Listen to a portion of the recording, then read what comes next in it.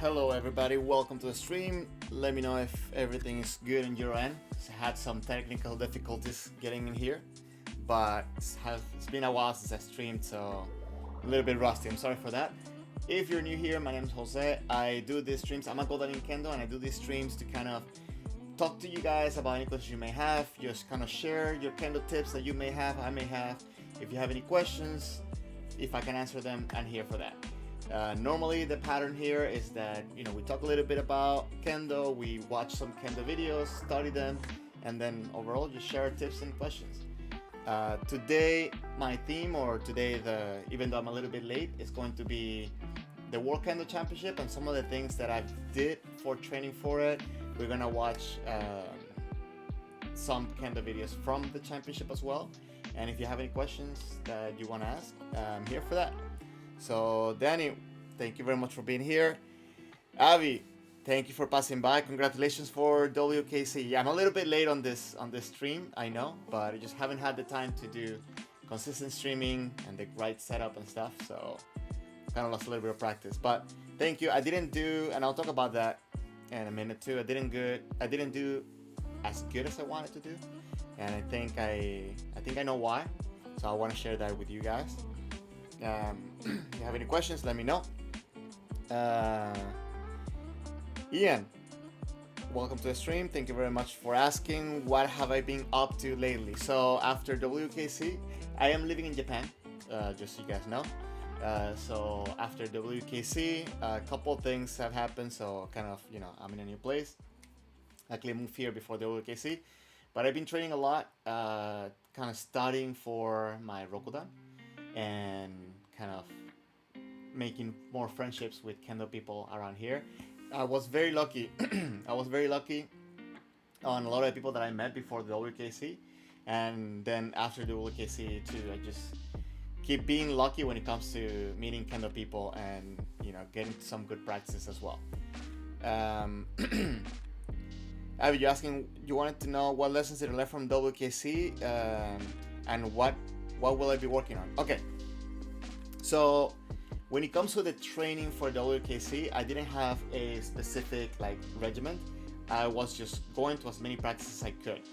I was lucky enough that for 2 weeks before going to WKC, I was allowed to come practice at Osaka Fuke, the Osaka police, and I did every practice I was allowed to participate on. Some of them, of course, they had internal Shiai, so I couldn't participate on that. But everything I was allowed to be in there, I wasn't there, and I think, I'm not gonna say I almost died, but I think I almost got myself injured. And being so close to WKC, it was a mistake on my part, because not only, it's not about the fact that I didn't go with fully recover and so on, but, and this is gonna be my advice for anybody training for Shiai, I always say this, but I didn't listen to myself on this one, is that I went to do this practice, and this style of practice is so different that you see anywhere else. And they have a different style, a different approach to Kendo, that I wanted to try to emulate what they were doing. And I just had too many things in my head. I tried to change too many things very close to the championship, and it just threw me off. So I went to the tournament without confidence, number one, because everything that I was trying to do, I wasn't really familiar with. And a lot of the things that I was working on before, for this type of Kendo, it just wasn't working at all. So, I had to adjust, and I had some, a big learning experience when it came to that. But at the same time, I didn't stick to the plan that I had, or the advice and the teachings that I had before. So yeah, I didn't. As a matter of fact, I was doing things, I feel at the tournament, that I had stopped doing months before. So it was a little bit, and that was worse, because then as I was doing those things, I was realizing that I was doing things that I had already fixed. So that kind of made me feel worse. So it was just kind of one thing on top of the other. So bottom line is that don't change your training, or don't try to do anything new right before going to a competition. Stick to your plan and don't lose your confidence. Ian, how far do I live from Sekime? Okay, cool. So you know where the station is. I live about 30 minutes by train. So I think it will take me about 35 minutes. So first practice was I think 8 a.m. So 8 or 9, I forgot. And yeah, and I think practice was done like about 4 p.m. So yeah, I did every practice, and I did the ones without bogu, the ones with like the suburi, the ones with the uchikomi, oikomi, and all that stuff, the jigeikos. I did pretty much every practice they had for 2 weeks, and it was pretty cool. Especially the kakarigeiko ones are the most fun for me, at least. Avi, you're saying, was it so physically demanding for Osaka Fuke? Okay, so I've been there before. So when it comes to mentally and physical, I've been there before. So I kind of had an expectation of how it was going to be. I never done it the way that I did it, where it was like every practice. So normally before I was allowed to do either in the morning or in the afternoon, but now I was allowed to do the whole thing. And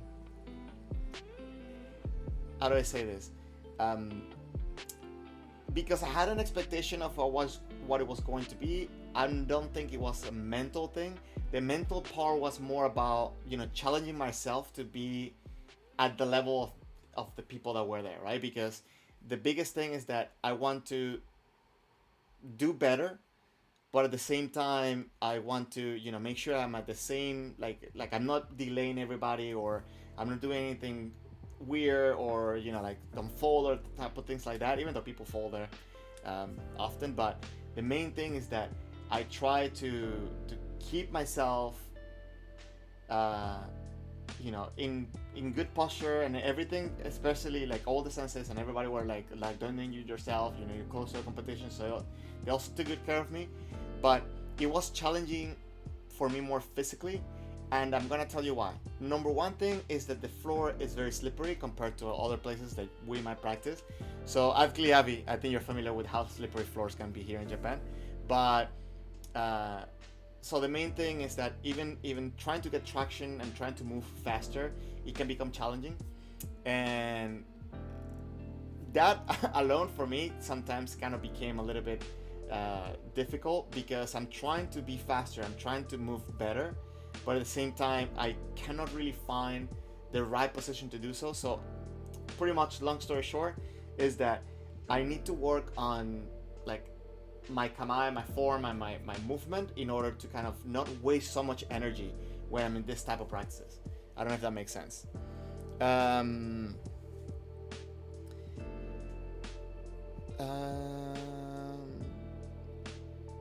Oh yeah, and you said how often I went. I went there for 2 weeks, so Monday through Friday. Yeah. And I was doing other practices too, because another sensei, the one that got me in there, had also his practices close to Sekime, so I had to go to that, of course.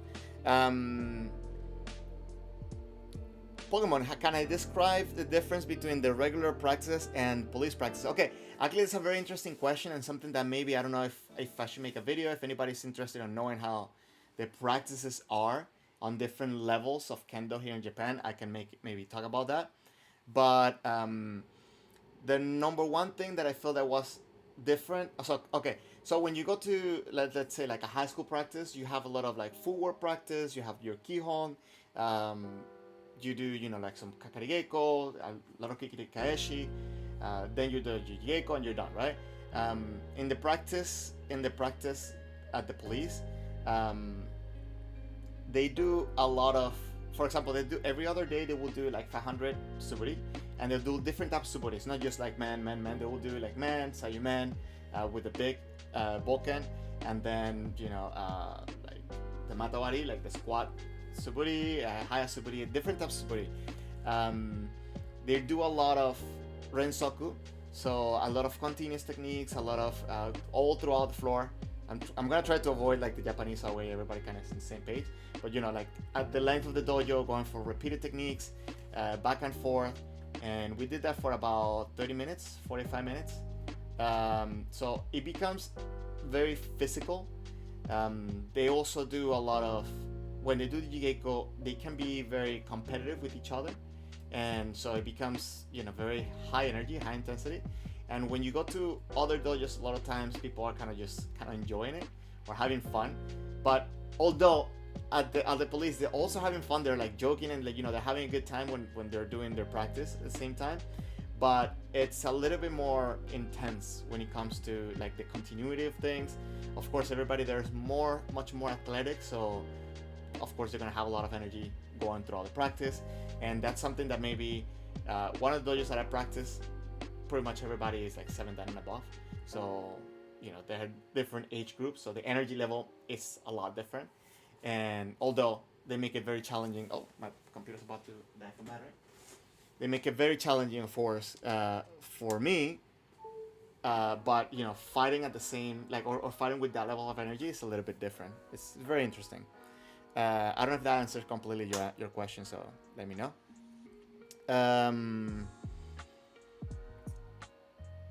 Black Aria, you recently started Kendo and you've been advised to work on feeling comfortable with attacking and raising a sword against someone. How can I train yourself to be more comfortable with this? So, one of the things, sorry, I just read a new comment, so I kind of got distracted. So, if you want to be more comfortable, I think, and I'm actually thinking about making a video about this, kind of what kind of things you can do at home to start kind of preparing you for the dojo.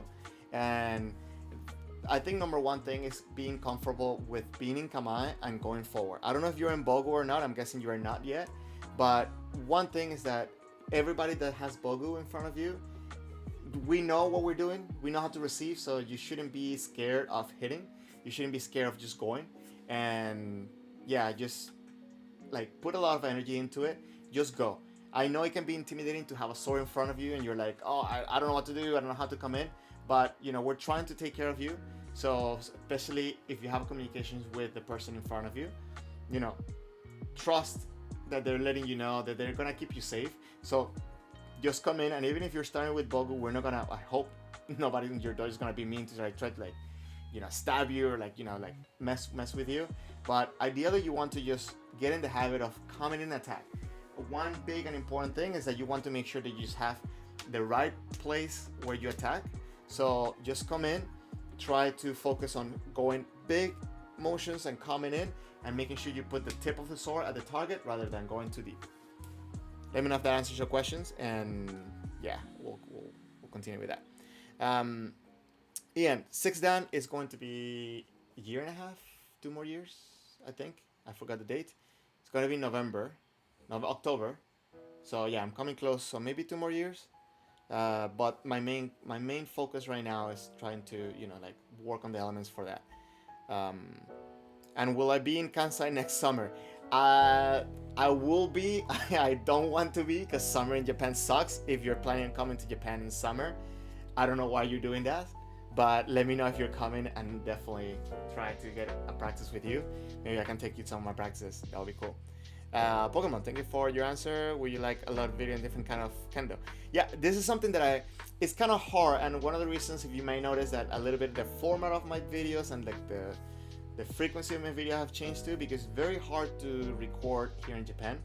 And when I record and I have other people there, I have to make sure I erase all the names, so like, you know, keeping anonymity with everybody. So it's a little bit difficult to make the videos with a little bit more substance from the dojo, but I'm trying my best. And you know, luckily I have a couple of places where I can do a little bit of recording. But when it comes to, I would like to show the kendo at that level, so I don't know if maybe I will go to like a tournament and like take video from tournaments so you can see the different stages and how fights are done, you know, comparing them. But when it comes to practice, here, I'm gonna say living here, there's a couple different clubs. So you're gonna have clubs or dojos where like practices are a mix, right? You're gonna have kids and adults, and sometimes they separate them, sometimes they practice together. And the practice there, it's kind of chill, right? Of course, there are some drills where you're gonna have, you know, like they get you tired and you're gonna get your adrenaline pumping. But those type of clubs, for me, my experience, the ones that I've gone to, are very chill when it comes to what you do and the level of people you find in there. You're also gonna have public dojos, which normally is like 15 minutes of kihon, after you do maybe 1 or 2 rounds of kirikaeshi. And then after that, you line up with the senseis or you do jigeko with people around. And those are cool to start getting to know people, maybe to get into another dojo that you can go and start practicing longer or a little bit more focused. And then, of course, you have school dojos where they can be very athletic, much more athletic. And, especially if they're like in a serious dojo where they do a lot of competitions and so on.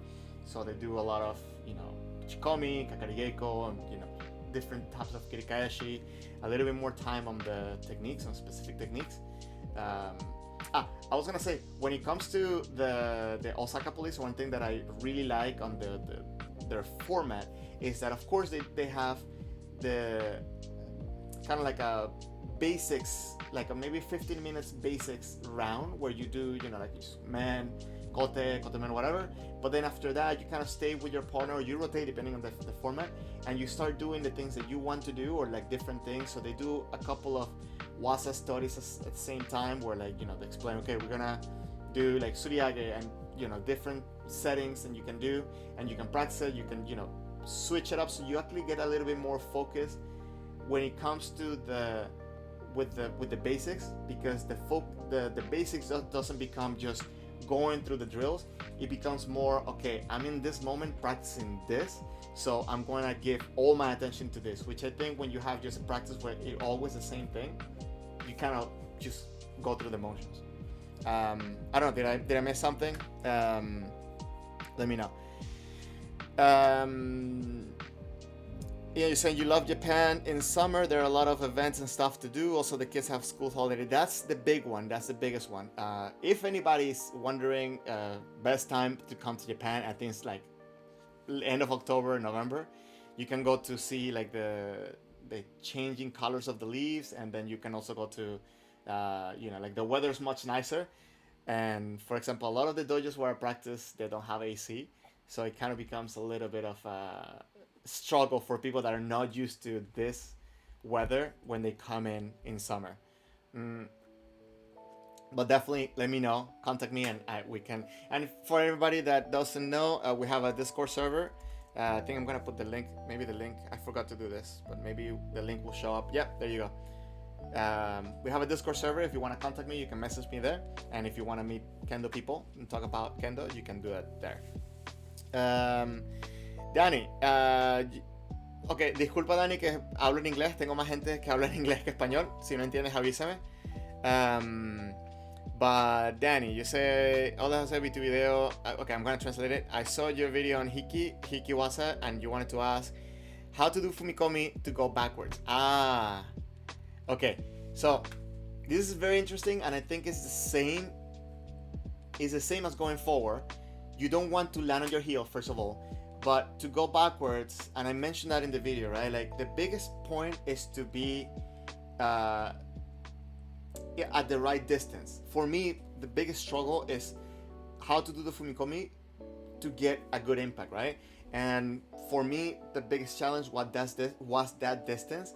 So instead of trying to lean in towards the opponent, I wanted to make sure that I keep a good stance. So pretty much you want to have your kamae, and you want to keep your legs together. And I'm sorry, my camera is kind of like in a, let me see, I don't know what I can see here, but okay, so I have very little space here.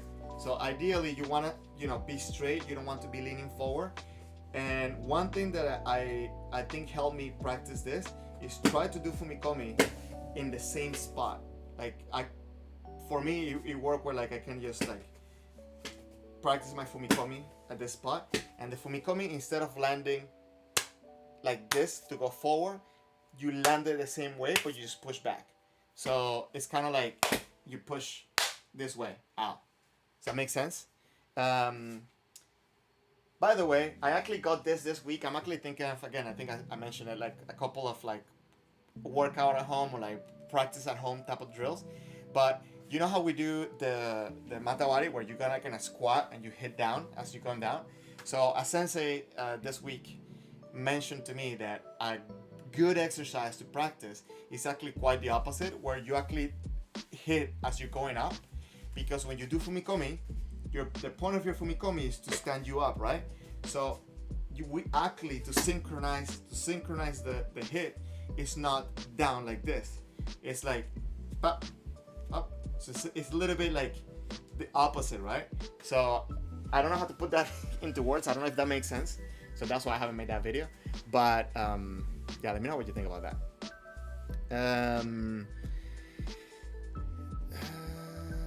Let's see where I left out. Rockstar80, thank you very much for your support. I'm hopeful to share more of the experience that I'm having here in Japan. So if you guys have any questions, let me know. You can also message me in the Discord, and I'll be glad to either make videos, answer you, and try to help you guys any way I can. And just all I ask is you make sure to hit the like button on that stream and subscribe if you haven't. That's all I ask. And share the videos. That's a big one. Gandok, there was a girl in your dojo who had autism and mental problems, and you had a match with her. You tried to encourage her, but you lost the match on purpose. Do you think this behavior was disrespectful? Very interesting question. So for those of you who don't know, maybe joining the stream culture here a little bit later, I went to school for music therapy. I work with addiction treatment, and I'm a health behavioral coach.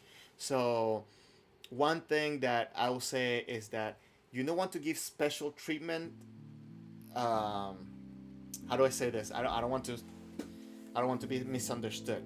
So you want to challenge the person. You focus on what the necessity of the person is, regardless of whatever it is. So the fact that they may have any type of diagnosis, it's relevant. What does this person need to become better, and what can I do myself to train myself and at the same time help this person? So it doesn't matter who you have in front. If you want them to become better, you have to try to find kind of like their weakness. So for example, my weakness right now is actually feeling comfortable with stepping in and attacking. So a lot of times the senseis that I practice, that they know this already, they start attacking constantly to the point that I'm like, okay, I need to attack. I realize that I need to attack. And when I start coming in forward, we start challenging each other with I men, for example. And that way it's kind of like the sensei is letting me know, okay, you need to do something, because right now what you're doing is not helping you. So if you're talking about Shiai, of course, Shiai is a little bit different. I don't know, like the feelings that you may have. I don't know if it's an internal Shiai or like what type of things you were doing. But ideally, you don't want to, because I feel bad, for example, when a sensei just lets me hit him a couple times and then, okay, move on, next one, right? That's not a good feeling. So you want to kind of challenge yourself and challenge the other person and try each other to grow. Hope that answers your questions. If not, please ask me again and maybe reward a little bit. And yeah, Lily, yes, bring more people into the Discord server. That would be awesome. Roxy, you sometimes find yourself, you're Anita, thinking about the next attack. What advice do you have to help get out of your own head and be more in tune with feeling your opponent and not pre-plan your attack? So actually, and I think this is something that I'm personally working on, and again for Rokudan, and it's the feeling of pressure. Okay, seme, tame, sanshin, all of these things together. So putting pressure on my opponent and getting a reaction. That's number one thing, right? My problem, for example, is that I try to put that feeling, that pressure, trying to get a reaction, and then either I have too much tension on my legs because I'm working on my kamae right now, so I'm trying to find a good posture for that, and I feel like I have too much tension, and if there's a reaction, I don't take opportunity of it, or I just plainly just come in when there wasn't any reaction. So finding that balance between the two, that's tame, right? So where you're not necessarily letting yourself go, you're kind of holding back until there's a reaction to go. So ideally what you want to do is kind of get in the habit first of coming in, attacking and going, coming in, attacking and going, coming in and go, coming in and go, and then start studying that reaction. Because what's gonna happen is you attack, then you get hit with kote, right? So you figure, oh, okay, maybe this person was ready. So you start learning the patterns and you can start adjusting and adapting. So let me ask you, is your problem specifically that you're just standing there and not attacking? Or, like you're kind of like going backwards? When you're doing Jigeko, I don't know where my other little shinai is. I think I was just playing with it, but when you're doing Jigeko with your partner, let's say that you're in the middle of the dojo, where do you end up? Do you end up against the wall, against people, or you're kind of just all of, like, coming in forward? Because if you end up back at the wall, maybe you're just holding back too much, right? You're always defensive. You want to try to come in and try to make that opening by getting reaction from the opponent. That makes sense? Ian,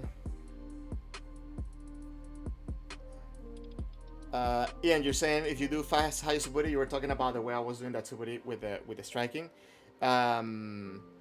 So you said if your body suburi, the body moves like that, and I'm guessing you said kiken taichi is in the air.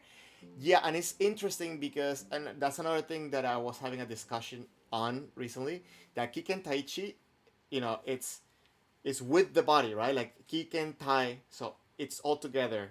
Your energy, your sword, and your body is together, not your foot. So a lot of times people say, oh, but the foot didn't hit at the same time. Well, the foot is not what gives you the kiken tai, and there can be a little bit of a different timing, and kiken tai can happen in many different ways.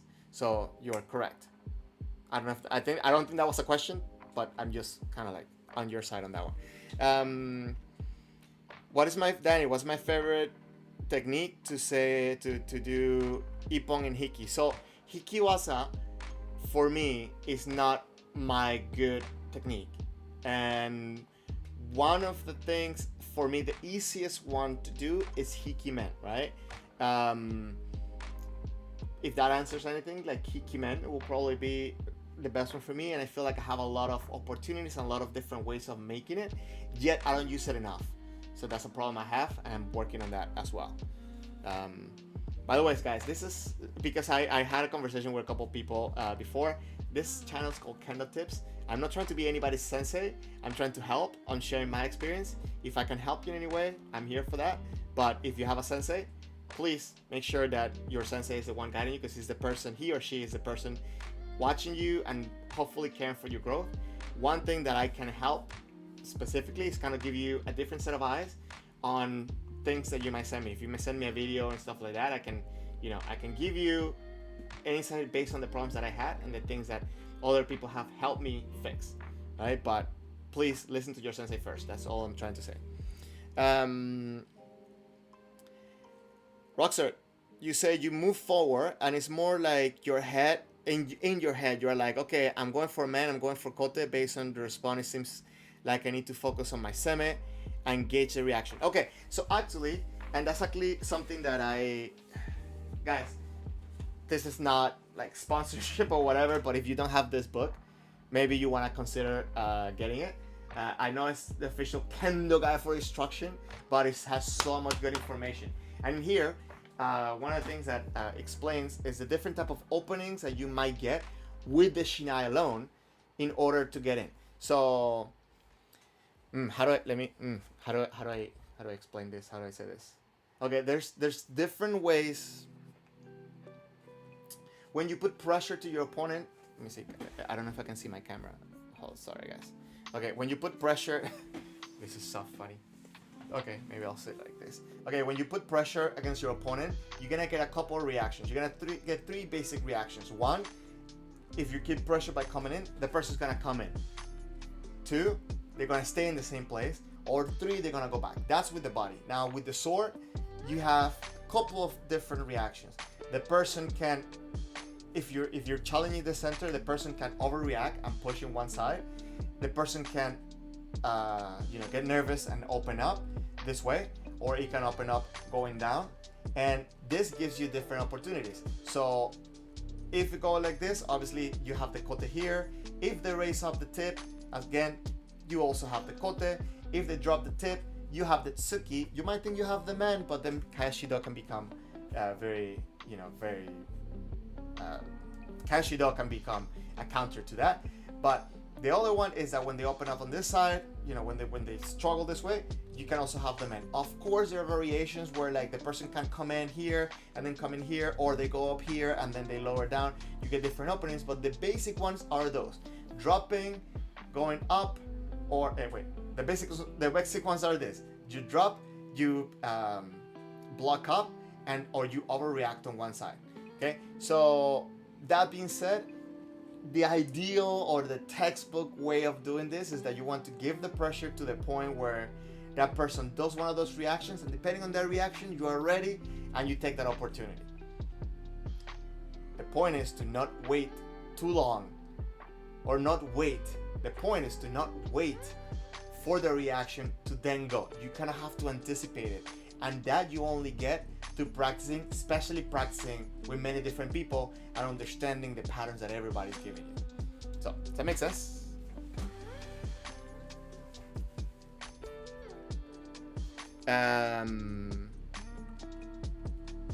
Yeah, let me know if that makes sense. Avi, how would you prepare for WKC 3 years time, physically, technically, and mentally? So,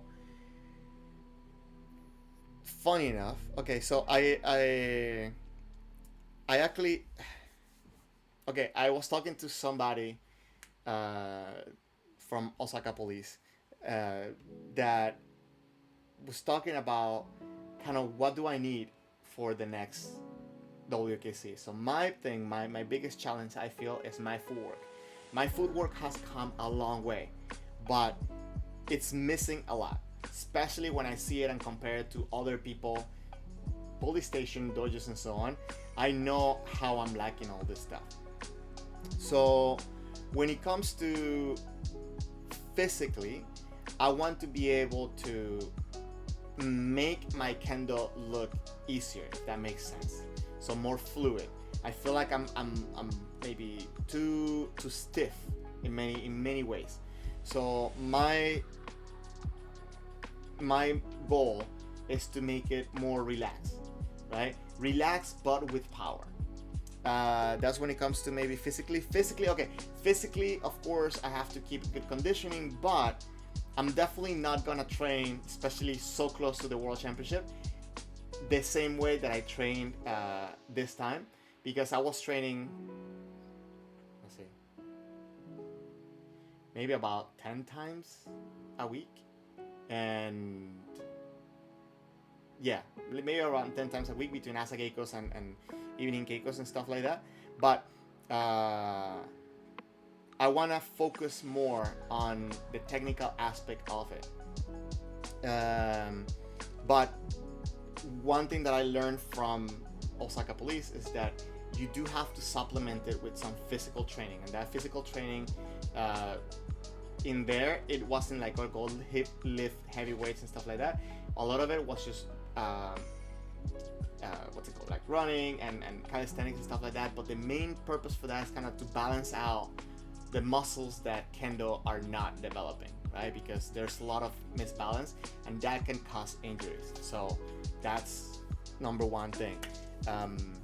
So I would say, and this is something that even the people at the dojo, like the police, told me, is that like lower the training,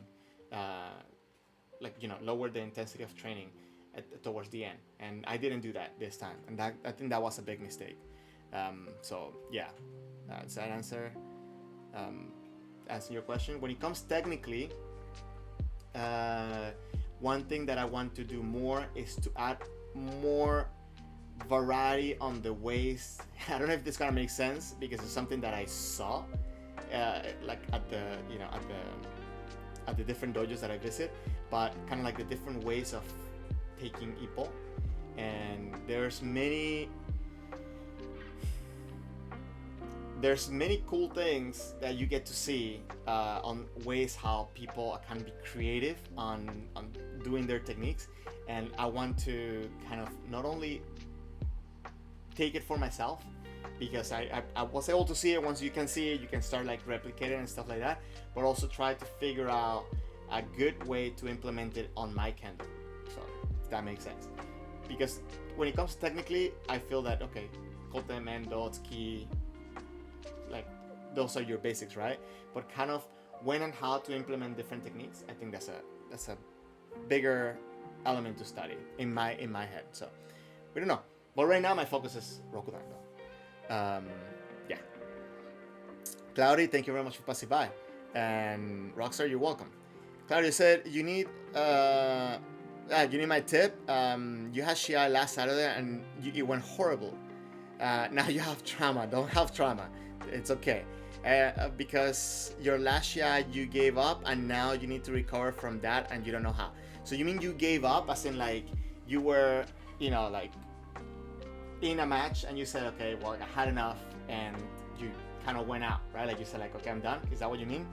If that's the case, and I'm gonna say this, it's normal, and this comes from my behavioral coach side, right? It's normal to have negative self-talk. So the way that you talk to yourself is very important when it comes to Shiai, when it comes to anything, right? And one thing is that once your body starts feeling uncomfortable, your mind is going to start doing anything it can to kind of keep it in that comfort zone. So maybe many people here in the stream can relate to this, but when you get to a place in a competition when you're like got a medal, that you know you got a medal, it's easy for your brain. I don't know if it happens to anybody here, but it has happened to me where I'm like, why am I fighting this hard? I already got a medal. So I remember I actually had, the first time I got a medal, I went to the finals and I had, I think it's like a 16-minute fight or like a 20-minute fight. It was something ridiculous, something very long. And probably about like minute 5, I was already like, why am I doing this, right? I already got a medal. Like if I just give him the point, like this will be over. But then immediately, like I caught myself on that one and said like, no, you can do this. If you're here for a reason. So always try to have the Shiai experience for me in Kendo as a Budo, not as a sport. It is very important because it allows you to experience yourself in a different way where you can actually get to know yourself in a way where you wouldn't have that opportunity outside in practice. So once you have that knowledge of yourself, once you figure out, okay, this is the person I am in Shiai, I'm gonna tell myself this, try to find a way to redirect that into a positive thought. So for example, I actually read a book with sports psychology, which by the way, sports psychology has a lot of research when it comes to this type of things. We can talk about it more in the Discord server if you want, you just can send me a message. But ideally, so in this book that I read about this, they were saying about how runners, the first thing that comes into their mind when they're getting tired, when they start getting uncomfortable, is that their brain starts telling them, my legs hurt, or my legs feel cramped. Immediately, the runners that say, this is normal, they shift their mentality and they're able to go better and longer and faster and whatever, right? So it's like understanding that how to change that inner speech is very important. Hope that makes sense. But let me know. You can send a message in the Discord. And Abby said you know what you're talking about. You took 3rd place.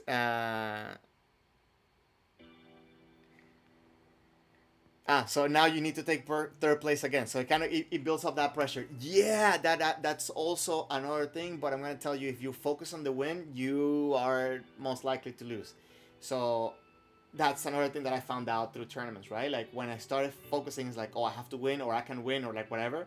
Then I stopped focusing on the match. So when I went through that struggle, what helped me was to focus on what do I need to do to get a nippon, right? So that's been my speech forever. All you need is a nippon. When we were doing the team matches, like in the WKC and like anywhere that I go, I always tell people, don't worry about winning or losing. Just worry about taking one nippon. That's it. If you take one nippon, then the story changes. That's it. So, and for me specifically, I figure what helps me get a nippon. So I have this little inner speech where it says relax, communicate, and go forward. So those 3 little prompts help me just kind of get in the mood to just go and do my thing. That makes sense? Yeah. Okay. So you guys keep asking your questions. I just feel like I haven't shown any Kendo videos so far. But this conversation has been very interesting. I really miss this guy, so thank you very much for being here. Now, let's talk about the thing that nobody wanted to talk. Or no. Let's talk about the thing that everybody wants to talk about. And it's just such a big impact at the World Kendo Championships now as shin padding. I have a couple of opinions when it comes to the shin padding. I'm gonna say this: I was victim of positive and negative shin padding. So it kind of went both ways for me on my matches. So I cannot say, oh, the shin pads had it against me or anything like that. I am going to say that, you know, shin padding is very difficult at that level. It's very stressful, and I know a lot of people are gonna say, oh, they're supposed to be able to perform at that level and so on. The difference is, same way as the players from Japan have a big difference from the rest of the world, shin padding I feel have the same difference. Why? Pretty much I think for the same reasons of why Japanese players are better. They have more opportunities to practice. So they have more opportunities to do Kendo, they have more opportunities to do Shiai, they have more opportunities to fight with the strongest people. Therefore, they become better quicker. Even just by copying, they can become better. So shin padding, in a big way, has been, you know, like a hot issue for many championships. In my opinion, it wasn't as bad as the previous World Championship. I think everything went much smoother. And in Italy, they tried to make it as fair as possible, where they were doing this thing where, like, if you have a player from that country, they cannot have a shin padding from that country. So, you know, shin padding has to come out and new shin padding has to come in. That was cool and all on paper, I think. Because, for example, and a complaint that a lot of people were having, especially here, still have it in Japan, is that why, if the final in the individuals was Japan against Japan, why didn't they let Japanese people be shin padding, right? Like, they had nothing against them. So that I understand. Now, when it comes to the shin padding level, yes, I feel that there's high shin padding levels around the world, but I don't think you can really compare it to the people that are actually doing it so often here. And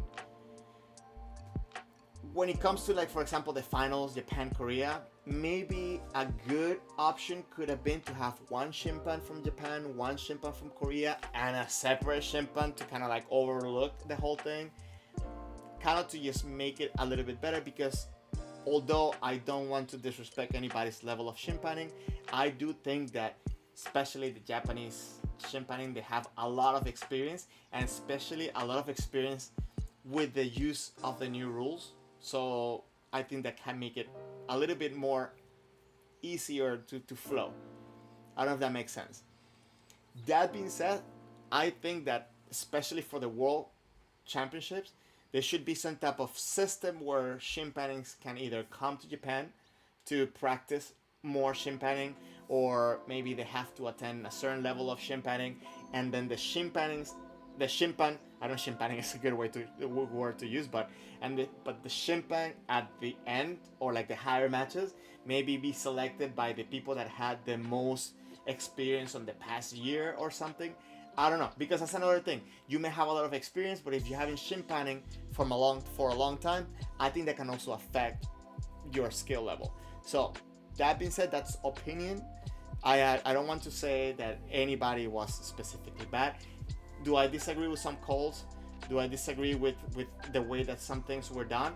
I do, but at the same time, I also understand how hard it is to be shin padding there, right? It's easier for me to see and to judge a technique from a video than there when I'm doing it, right? So same thing for shin padding. We can have a lot of complaints about them, but at the end of the day, I don't think they did this like out of like meanness, or I think they tried their best. I don't know what you think. Let me know your thoughts.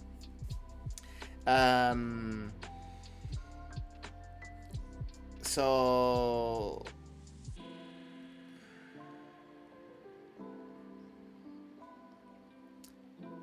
Lily, okay, you're talking about somebody like complimenting. Okay, thank you for commenting. I'm gonna kind of skip a little bit ahead. But I get your feeling. Yeah, like people think this can be a little bit rude. I get a little bit rude when it comes to how the attitude that people give at tournaments. That's another thing. When I'm in tournament, I like to avoid talking to people until I'm done. And it's not because I'm trying to be mean or anything, but it's kind of I want to stay focused, and that's just a personal thing. For some people, they might think it's rude, but it's kind of like just my process. And Avi, yeah, chimpanzees are still human. Yeah, my whole thing is that we should have, again, granted, Kendo is not as popular as other sports, but I think we should have maybe a experience system where like they can show that they've been doing the work to get more experience and then just practice as much as possible. Anyways, let's watch some of the matches from the WKC. Maybe because we've been here for a while, maybe we won't get to see the whole thing, but let's watch a couple things. Feel free to bring up some of the things that you see. So first, from Japan is Hoshiko.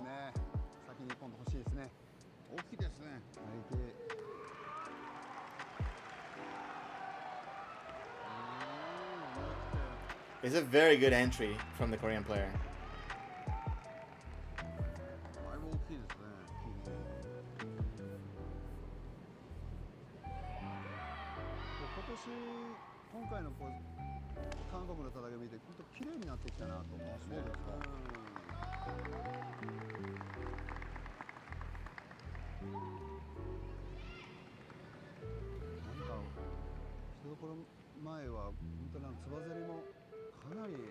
So this was one of the big complaints that people were having at the championship. There was like a lot of stopping and so on.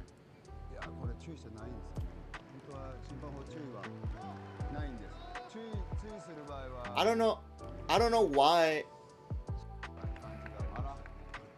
Let's see.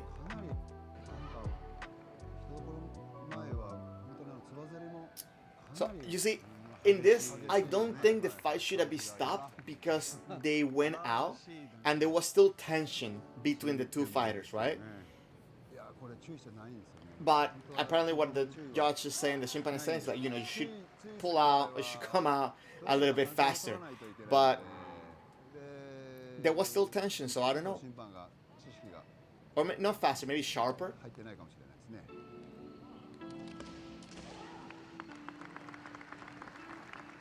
So this is one of the things that I'm talking about when I say a different way of taking ippons and different things like that. If you look at Red, the Japan player Hoshiko, look how he does kind of like a man and then comes around for kote in a very short distance. And a lot of this thing has to do with being compact, especially on your movement with your feet. So, let me try to go back frame by frame. Okay, hold on, like this. So, Hoshiko kind of comes in to threaten the man, and look at where the right foot is. It's in one position, and then he does a fumikomi on the same spot pretty much to try to go around for that kote. And this is something that I feel that people outside of Japan, myself included, are not very comfortable on doing. And funny enough, there's something that actually I've been drilled on at the dojo lately too, right? Like just to be able to do that, because a lot of times we throw that one technique and then we're like, okay, the opportunity is gone. But is it gone really?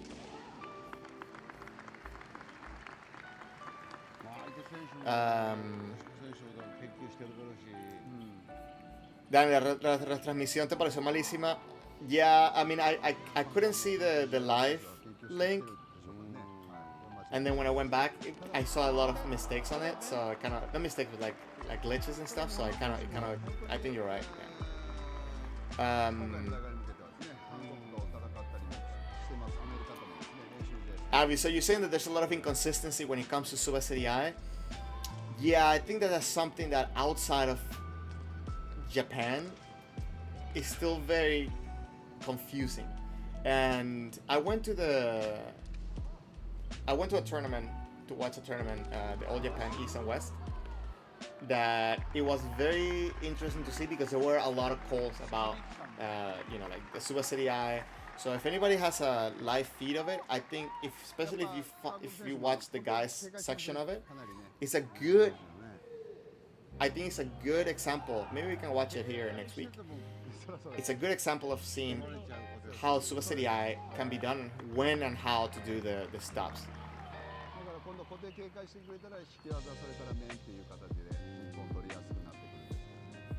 Suyu Chen, what are my views on the etiquette and philosophy of Kendo? Oof, that's a deep question. I like that question, but can you be a little bit more specific? Because we're gonna be here all night if you give me that question.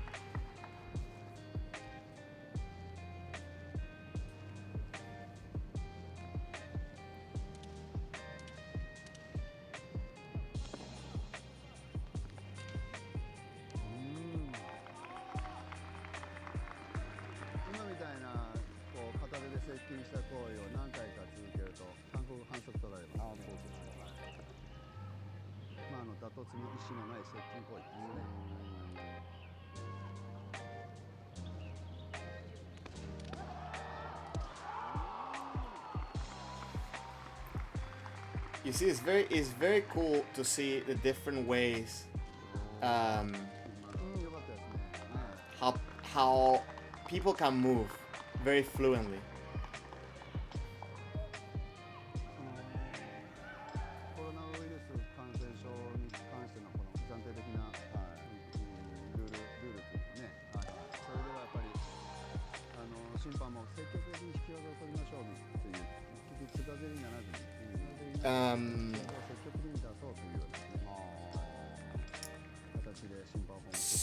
Shen, I'm gonna call you Shen just because it's a little bit hard for me to pronounce the whole thing, so I'm sorry for that. More specifically about growth in our Kendo journey.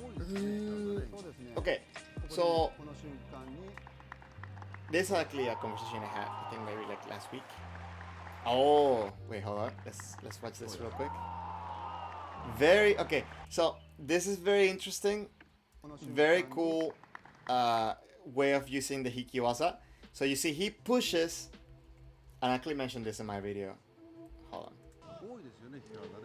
Wait for him to come on this side. So he pushes to make a little bit of distance. He goes on the side, but look at where the right foot of Hoshiko is. So at this point, his right foot is pretty much back, right? So he's actually going sideways and does the fumikomi on that spot, kind of having his leg behind his left leg, his right leg behind the left leg.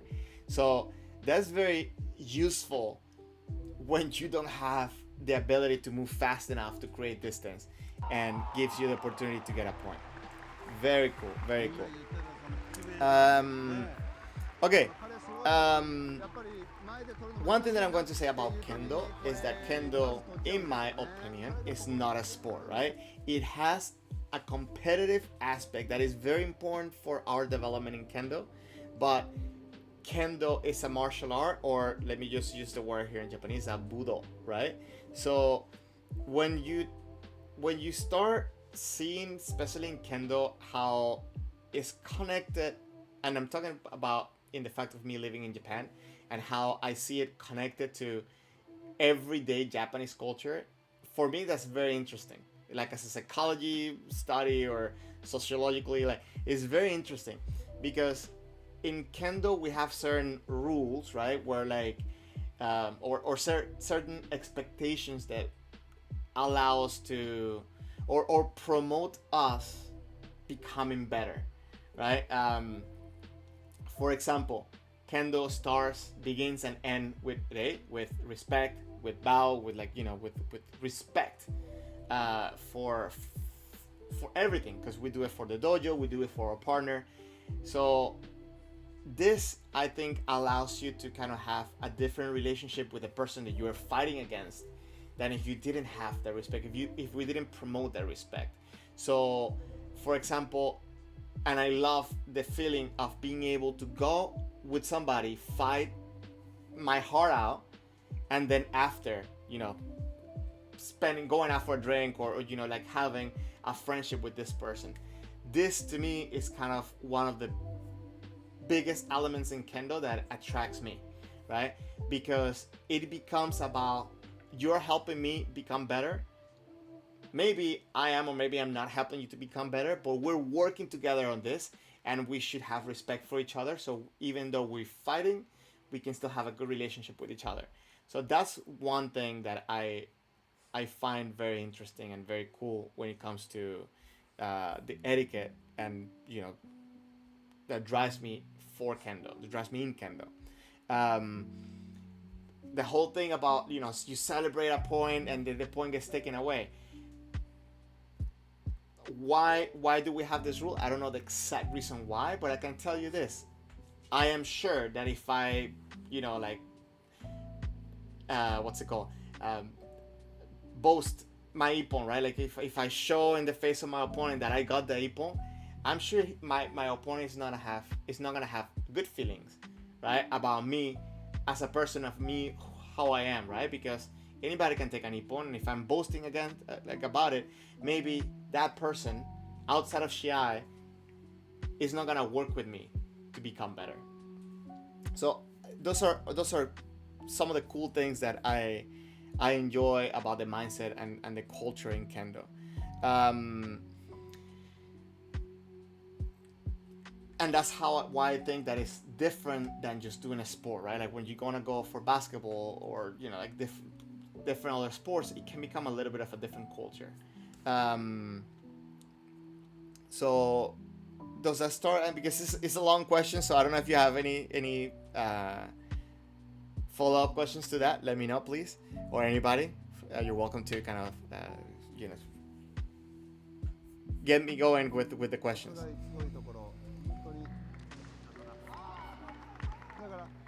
Danny, so eso fue for mi comic. Okay. Good example there.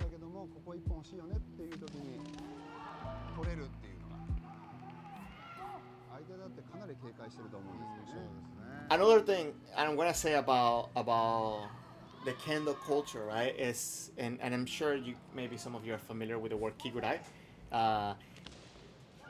What's the translation of it in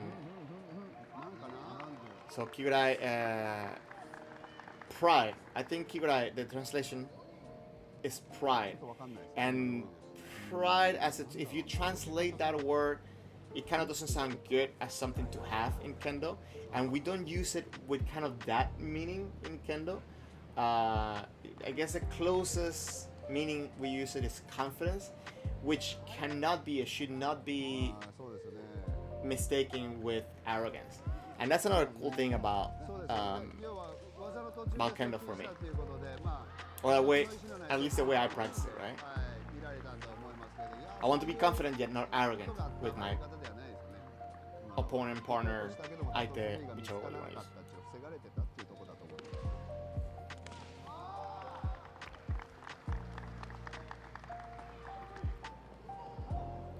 So when I saw this at the World Championship, I was like, man, I hope they don't start with this, because they did that on the previous World Championship, right? That's yeah, I don't like that. And Chen, by the way, congratulations on passing 6Q. Long journey ahead.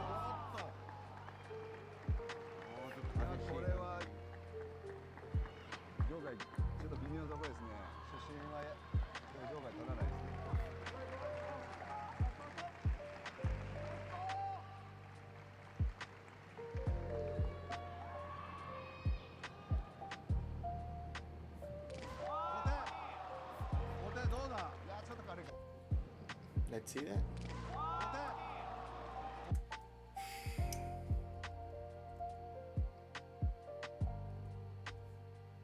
So I think he hit the Suba, right? For that kote. Which I'm going to say, oh, it didn't hit the Suba. Oh? It kind of looked like it hit the Suba from here.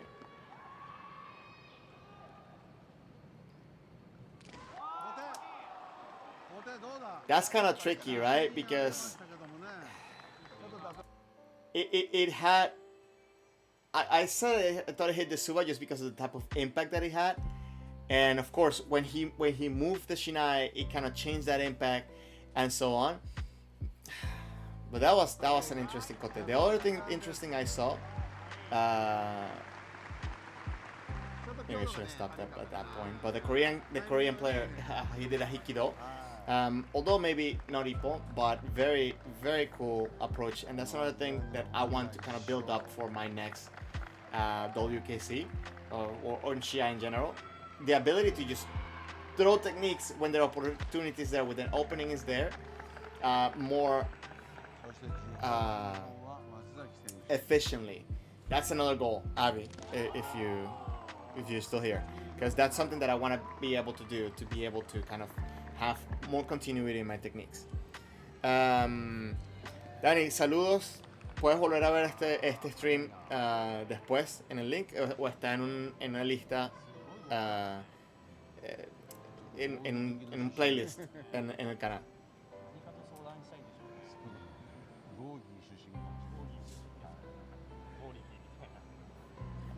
So this was the part that kind of frustrated a lot of people, because there were like some pauses, some stops. That was like, why?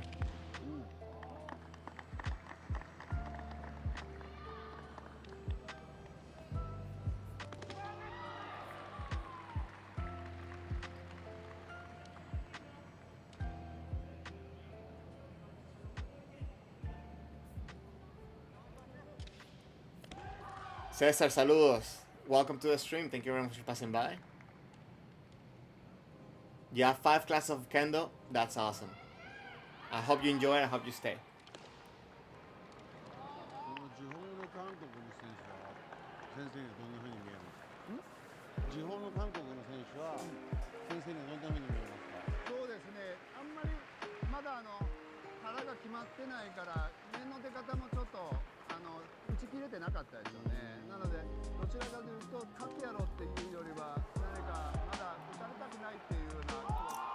It seemed a little bit out of balance. The execution of Hikiwasa. If you watch.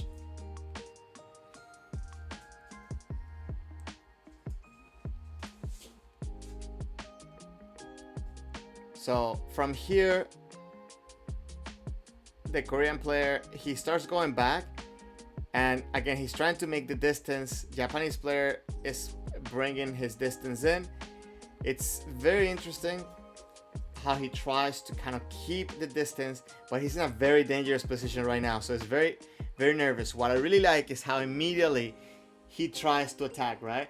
So that's another point that I guess I didn't mention in my video, but it's something you want to keep in mind, is that maybe you're going backwards, but you should always be ready to see what's going to happen and what can you do to kind of react.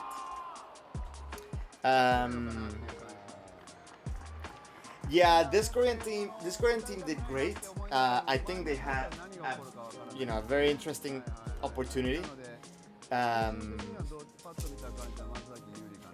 Yeah, they also had a very strong team to compete, so I do think that the gap is becoming a little less, a little bit smaller. And I think anybody can tell that at the WKC that, people were like kind of rooting for Japan to lose, which kind of, I don't know if that's cool. But I just hope that, the shin padding level becomes higher, because I think we're gonna have much more interesting fights that way as well.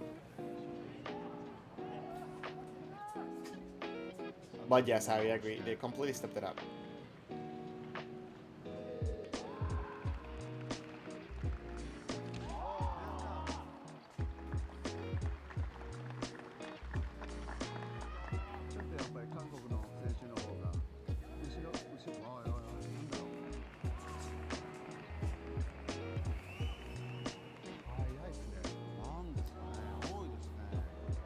So another.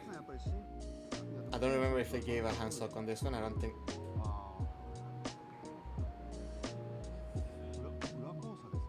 So they gave a warning to the Korean player. Hansoku. Okay. So let's see what he do.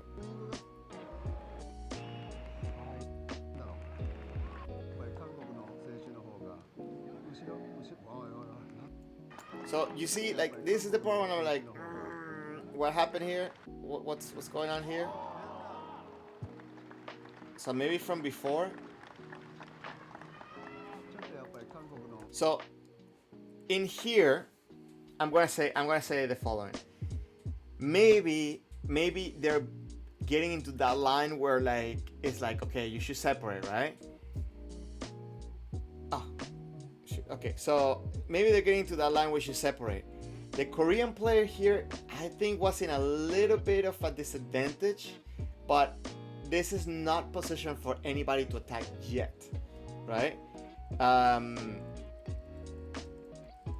After this position here, he's trying to separate, so I don't know why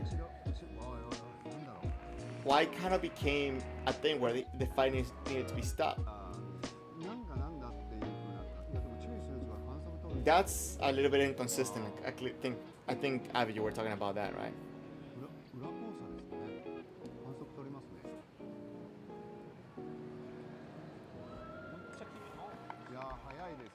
And why they give it to him?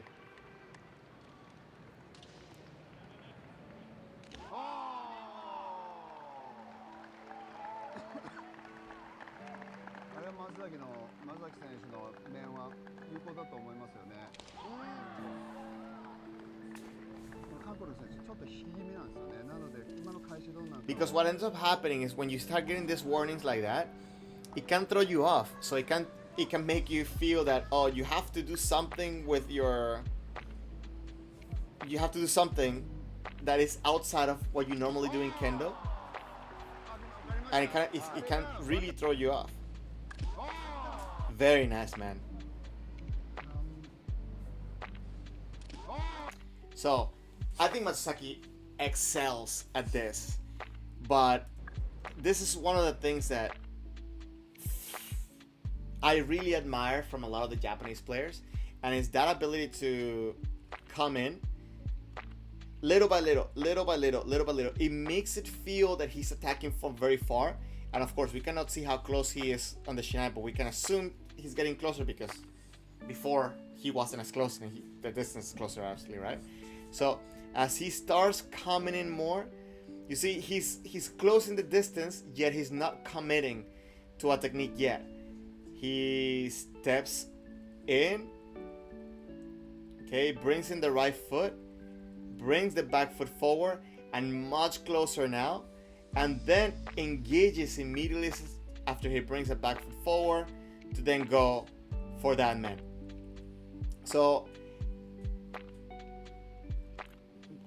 a lot of times, you know, we and actually I think I put a poll on this and the Discord server on the YouTube channel as well about, you know, attacking from far or attacking from closer distance.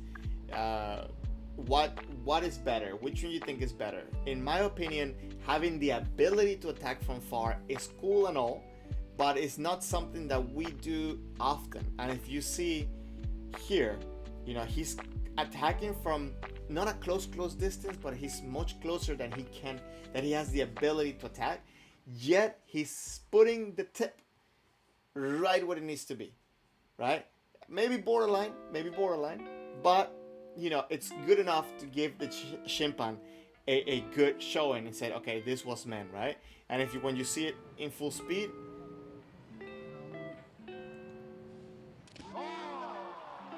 you can see, like, oh, this is a man.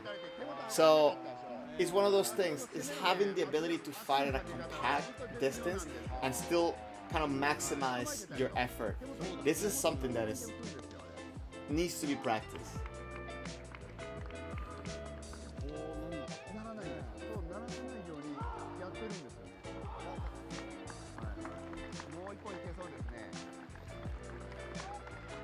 And I think the Japanese players had a little bit of a better attitude than they had last time.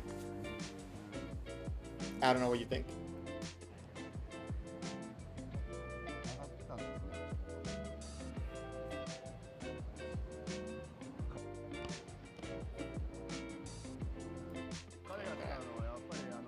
Just for a little bit.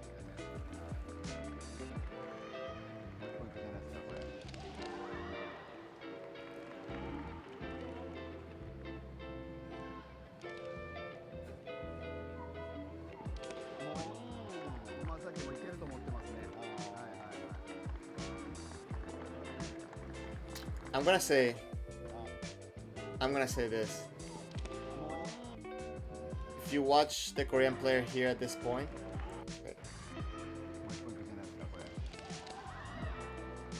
that ability to attack multiple times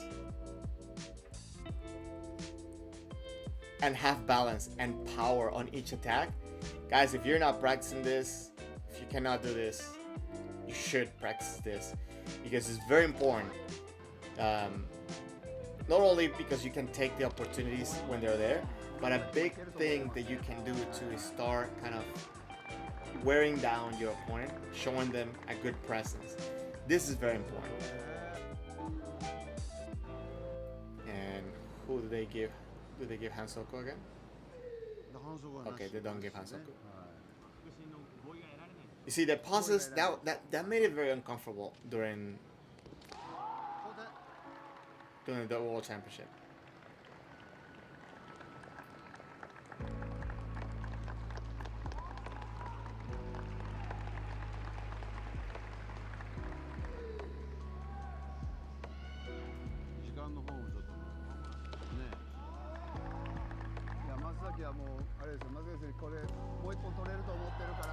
Wow. Look, that's very cool. It looks a little bit tense compared to the other movement that the players have been doing, what the Korean players doing right now. But he's kind of going to one side to try to make an opening. He tries technique, he tries to do Hikido, but you know, his opponent kind of challenges him by going forward. So he tries for a man, and I think we don't have a good angle there, but it looks pretty solid there.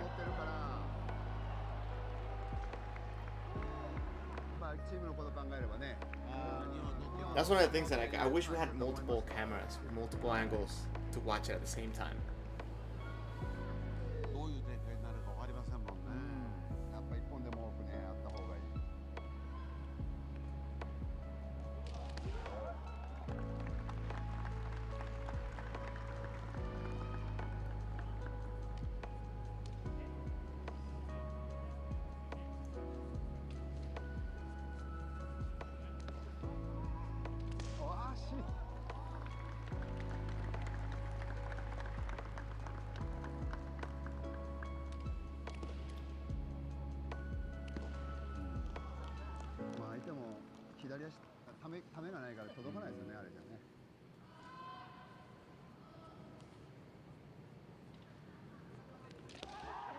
Oh, that Korean guy is really on point for those.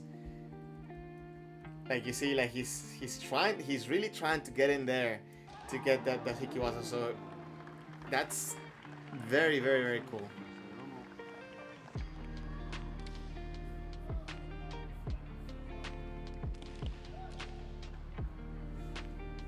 Guys, after this we're gonna watch one more fight. Then my color at night. It's kind of midnight here, but feel free to give me your questions. Again, I'm gonna remind you to, if you would like to become part of the Discord server, the link will be again on the chat. If you would like to support the channel, make sure to please hit the like button and subscribe if you haven't. And I'll appreciate if you can share the channel with anybody that you think that will enjoy this. Also, you can become a member of the channel. I think I can send a link. Maybe will come out link there, and it's another way you can help support the channel. Cream Taco seems like a Korean player go to the floor quite a lot. Yes. And if you watch the previous World Championship, they fell even more, and it was kind of, it was not kind of, it was very disappointing. But um, please don't copy that. Please don't copy that. It's a tool that you can, I guess, use, but even though you might not get a Hansoku for falling, you might get a Hansoku for falling on purpose. So yeah. So guys, this is Kusano. He's a Jodan player from Osaka Police. Really, really, really, really cool. He lost this match, but he has a very lightning fast man, and he's really good. So I like to watch fights against Jordan because you can see,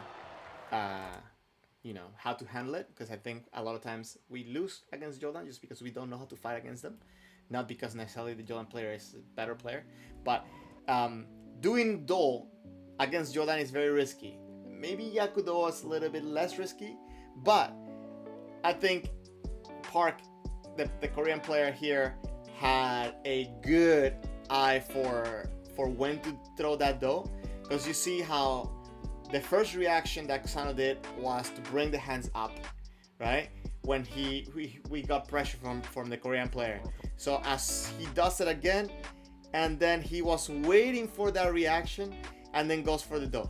Granted, he only bring one hand up, so he wasn't able to get a good opening for it, but still, very good strategy. He saw a weakness in the armor and he went for it. I can appreciate that. Jason, welcome to the stream. Thank you very much for passing by. Yeah, he's pretty cool. He's pretty cool to watch. Cream Taku, not copy, more like thinking should be Hansoku. On the other hand, you would like to encourage wrestling style Kendo. Why? Why would you want to? Okay, I'm gonna just make a quick pause, and I'm gonna ask that question. Why you want to encourage wrestling style Kendo? Maybe because you want to make it more like accurate, or not accurate, but like like realistic or something. But on the other hand, if you have somebody that has a sword, you can get caught without necessarily being an ippon, right? So if we're going to get into this like, oh, it's going to be more realistic and stuff like that, I think it has its place and time. So it's kind of like a very what's the right expression, like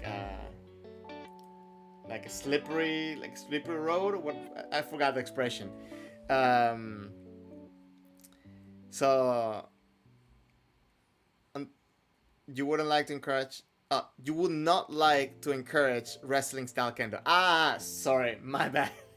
But I have gotten people that got, like we had like this very passionate talk about how this type of styles, because there's people that practice it actually, right?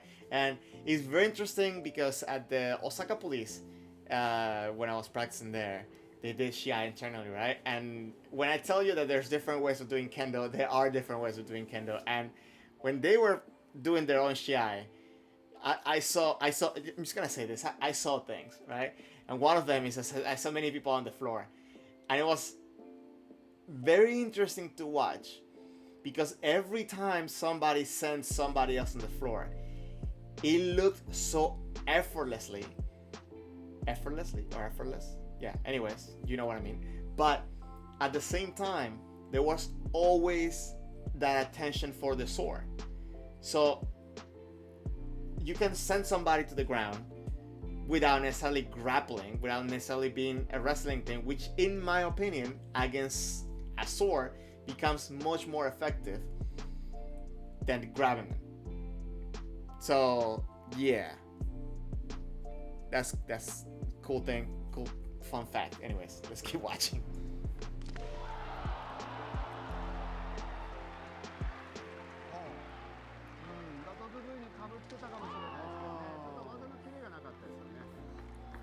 Yes, and if you're here, I don't remember if I messaged you about November of next year. Can you send me a message? please. If not, I'll try to remember to message you after I'm done with this. So very interesting opening Kusano did. Okay, good. I didn't want to forget about you. So very interesting opening.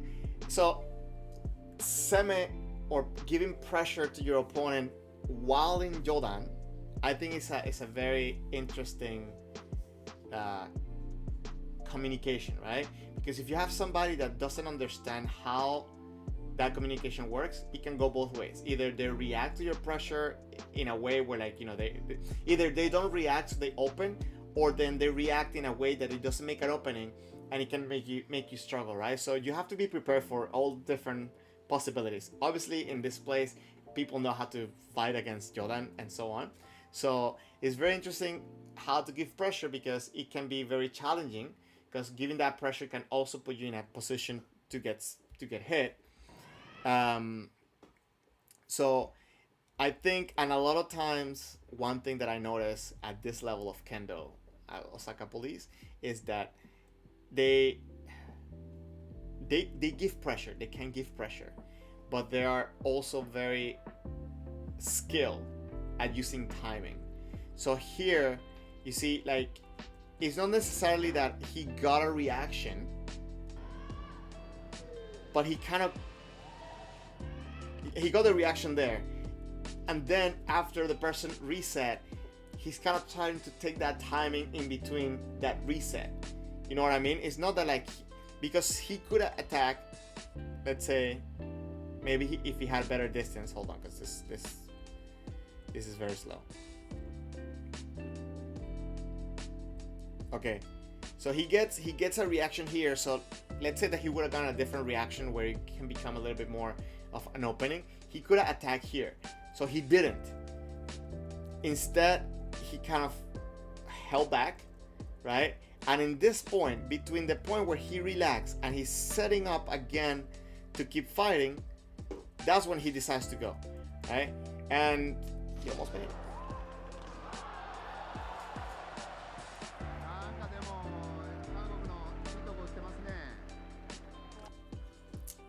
In my opinion, this interaction that they just had here, where, like, he kind of, you know, like, just kind of reassure his confidence, is kind of one of those things, and he's letting him know, you miss, I can get you, right?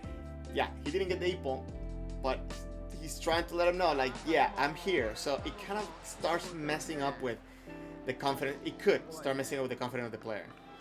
So much, maybe, and I'm assuming, I'm not saying that this was happening, he throws kind of a half hit right after. You see, like, he throws it, you know, both hands. He's not letting go fully. Maybe if he would have thrown that katate man, maybe he would have had an opportunity to get that man, but maybe he wasn't confident. I don't know. I'm assuming again.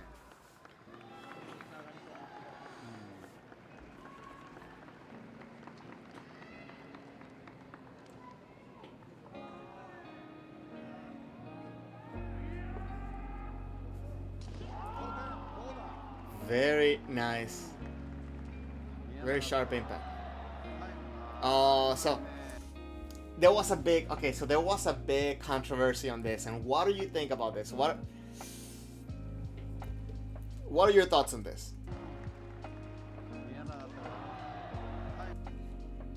He gets hit before the judge raises the flag. Right? He's trying to give time. He gets hit right before the judge raises the flag. At the end, they didn't give the point to the Korean player, if I remember correctly. But it kind of became a big controversy at that moment, right? I don't know the reason why they didn't give the point to the Korean player. So at that point,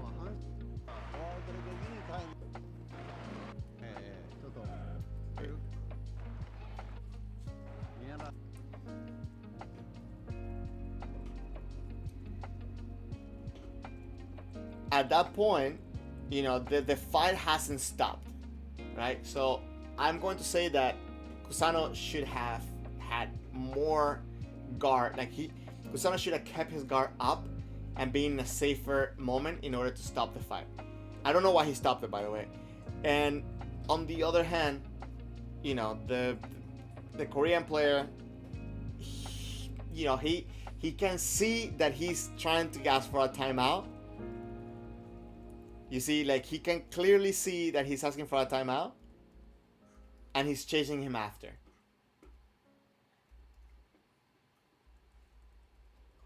So let me go back.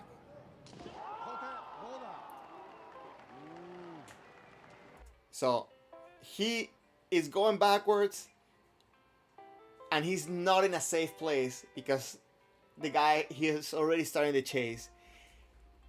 He raises the hand. He's trying to keep his guard up, but he's just not really keeping fully his guard up. And the judge didn't stop the fight on time. I think the judge maybe should have stopped a little bit. What do you think? Should the judge stop the fight a little bit earlier? Should they give the point for the Korean player? Should, even though the Korean player stroke, should the point not be given to the Korean player? What are your thoughts?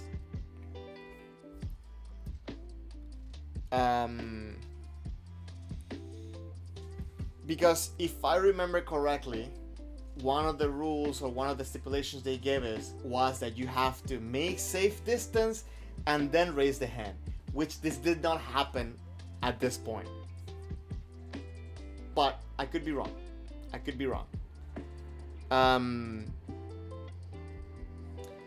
At the same time, you know, when we're trying to, you know, have a good relationship, I guess, I don't know how was the best word to use here, but at the same time, he can clearly see that he's raising the hand, that there is a problem.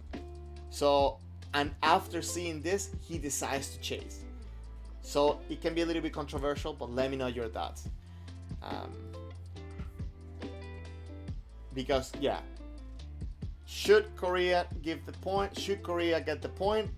Or should the white player get the point or not? Based on the fact that the hand was raised, yet he didn't raise it on a safe space. And at the same time, the white player chased him after he saw that he raised the hand, but the Shimpan did not stop the fight until after the hit. This was a very controversial point for me at the WKC.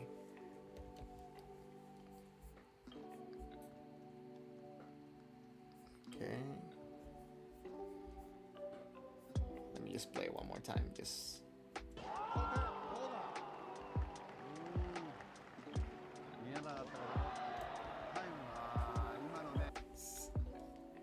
Very interesting here because you see he's going out, he's chasing him, he's trying to defend, and then at this point he decides to raise the hand, and it's almost like, oh, he's racing, I'm gonna stop, but then I'm gonna go. I don't know, I'm assuming here. Well, let me know your thoughts. Okay, well, this team plays. I'm gonna read some of the comments here.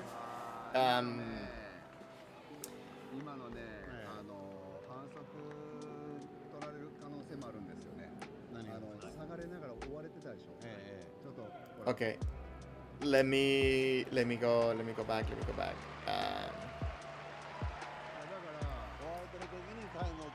So yes, you're saying he called for timeout. Okay, so Cream Taco, you said you don't like the situation. The one time asked her to stop the match and was after opponent Tsukir and displays the man. So it's weird, Jason, you're saying because he called for time while retreating. Yes, and that's one of the things. Like, I mean, when you have to, I don't know especially what the reason was for the timeout, but he did call it, and we don't know if that, you know, had to be done at that moment. And Laura, you said the Shimpan should have been more aware of. I think that the Shimpan could have stopped the fight a little bit earlier, but I think I read something that I think is a key factor of this. I don't know who said it, but I kind of read over it. It said like the Shimpans raised the flags for the Ippon. right? So the truth is that nobody raised the flag, anyways, right? So that being said, it gave a reason for the Korean what's it called manager to kind of argue on it, and it's true. Like, did the it goes to the fact is that, okay, was there contact? Yes. Was there an ippon? Well, maybe the Shimpan didn't consider it to be an ippon, right? That was one of the things. So I didn't think about it to be that nice at that moment. I think maybe how do I say this? You see, there was a timeout right after when they say Hajime. The manager was waiting for the Hajime to stop it if they didn't give the ippon, because again, maybe it's to the fact that there was no ippon awarded, and maybe that's why. See, you see the manager going there to the table to kind of argue about the ippon. Maybe that's the translator, and so on. Very interesting. Yohari, you say that Kusano should have gone to Hansoku, but what did he do wrong though?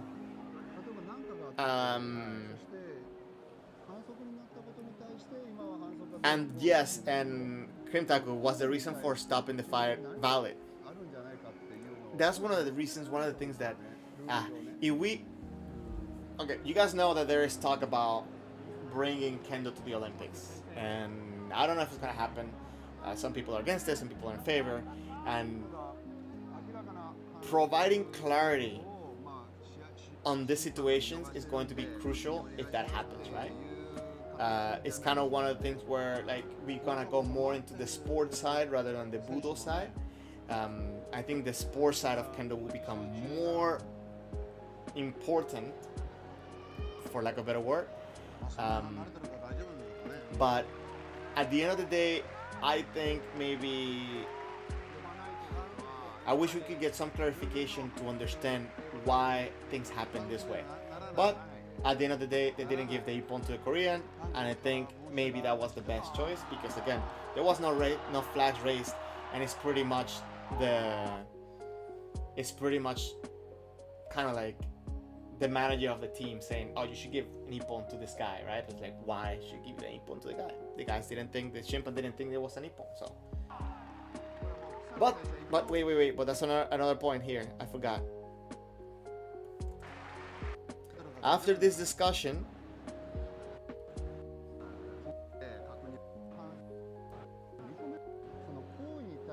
okay, so they're talking about maybe raising the hand and stuff like that, but maybe the Shimpan should have been involved in this discussion too. Maybe, I don't know. But I don't know I don't know. Very difficult.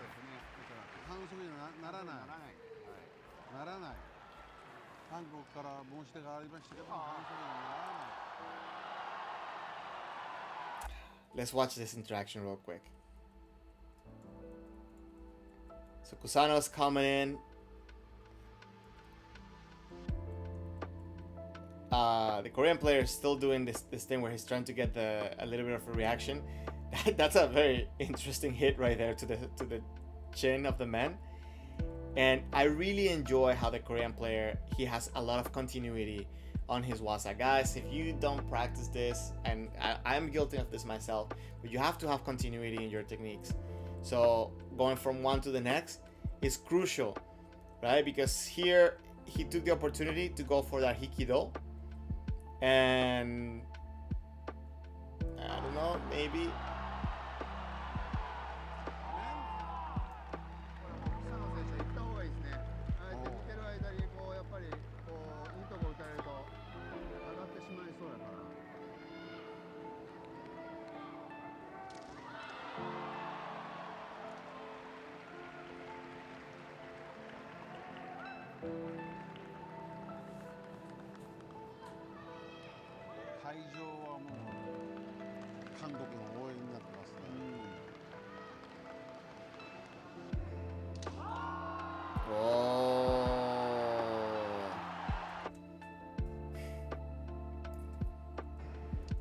very nice, very nice. So Very cool Kaeshido.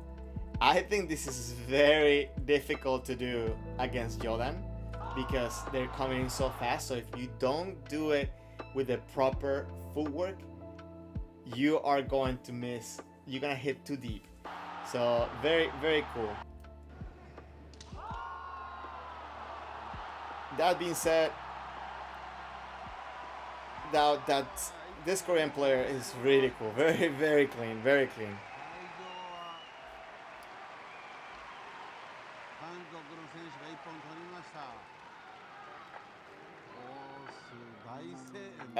Laura, you're saying that you see them doing their Jigeko diagonally. What do you mean by doing Jigeko diagonally? And yes, that Kaeshido was very clean, very nice.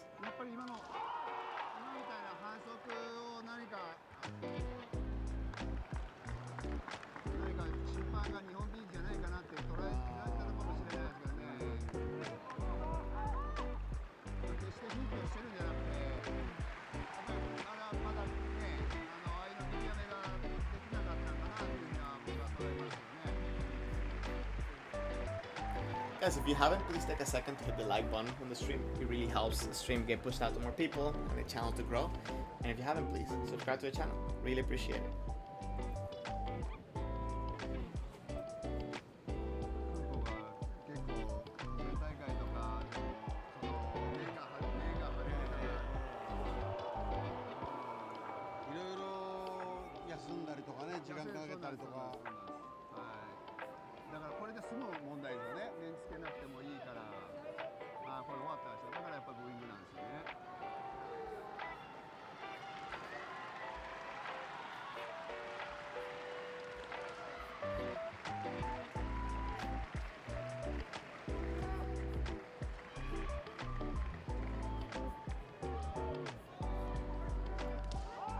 Laura, you're saying basically, sorry, let me just move this window a little bit because I cannot see you. Basically, they were sitting sort of in the shape of a star, you've seen that before, and one Kendoka from each of the star will start doing the exercise and the rest diagonally. So maybe like somebody was in the middle between everybody, and they would do the, mix a circle, maybe?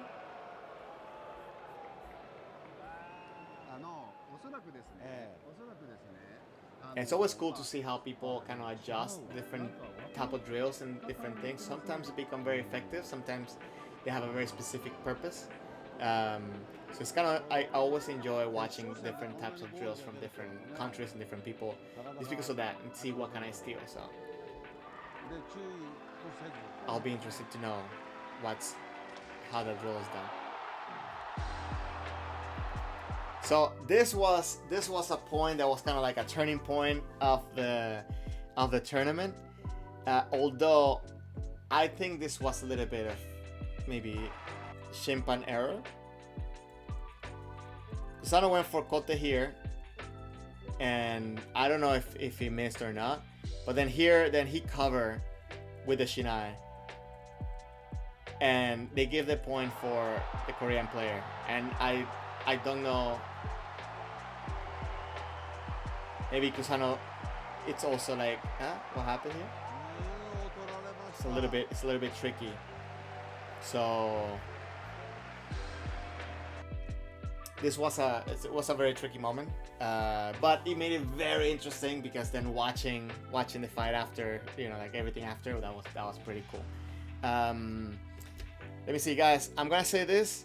I'm gonna put in the chat here the video that I posted. I believe it was yesterday. I'm kind of losing track of time. It's the video, my recent video I made on Hikiwasa. If you could pass by, check it out. Hit the like button on it, or appreciate it.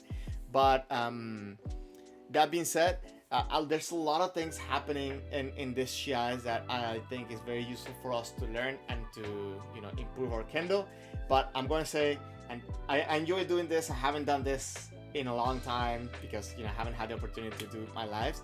But studying not only Shiai but Jigeko and even testing and all these different things is very important because we can get a lot, and we can also understand how to act in all the different occasions, right? So maybe how to make your Jigeko ready for Shiai or for testing, and how they all connect with each other. I hope that makes sense. But I'm very happy to start doing this again, because even for myself, just sitting down consistently and watching Kendo helped me improve a lot, and it helped me get prepared for me to come to Japan. And now that I'm here, I'm doing it more at the dojo, I guess, but there's something about it, having the ability to go back and to go forward and just watch all these videos, and even watch my own videos and stuff like that, is very, very important for our growth in Kendo. So please make sure you subscribe to the channel so you know when I go live. If you can pass by and join the Discord server, I'll leave the link again, because not only keeps me motivated to have you guys here and talk about all this stuff, but also I learned a lot from the discussions we have here. Jason, you're saying that you didn't understand either how they call this point, but you're sure you call some controversial points when you shimpan. Yeah, totally. It was kind of weird because at the point where I was sitting behind the Japanese team. So from that point, it looked like there was an ippon, right? But from any other point, it didn't. So it was kind of, I'm not gonna say crazy, but it was kind of weird to see the shimpans, especially the two shimpan on the left side of the camera right now, to call that point, because I was like, kind of tricky, but you know, it is what it is. And again, that's one of the things that makes Kendo Budo, is that we respect the decision of the shimpan, and I enjoy how respectful everybody was about all the decisions that shimpan did. Not necessarily the public, because the public were booing and, you know, not being very nice, but the competitors themselves and all the managers were very, very respectful of everything happening. Yeah, so that was my big take from this World Championship. Hopefully, guys, I can do another stream next week. I'm trying to figure out when is the best time for me to make them, not only because of the timing for everybody. I think maybe night for Japan is a good time, because people from Europe and US can be awake, but I'm still trying to figure out what's the best time and day, because, you know, for example, you know, I could go to Asagiko tomorrow, but maybe I'm not gonna go to sleep for the next 2 hours or something after this. Still have to go take my dog out. So yeah. That being said, I want to make it as consistent as possible here. If you guys have any suggestions, feel free to write me a message in any of my videos or join the Discord server. And if you would like to become a member and support the channel, I'll really appreciate it too, because you can also get some extra perks. That being said, guys, I'm gonna call it a night. Thank you very much for passing by, and let me know if anything I can help you with. Okay, take care, guys. You guys have a good night or good day, good afternoon, whichever your time zone is. Take care.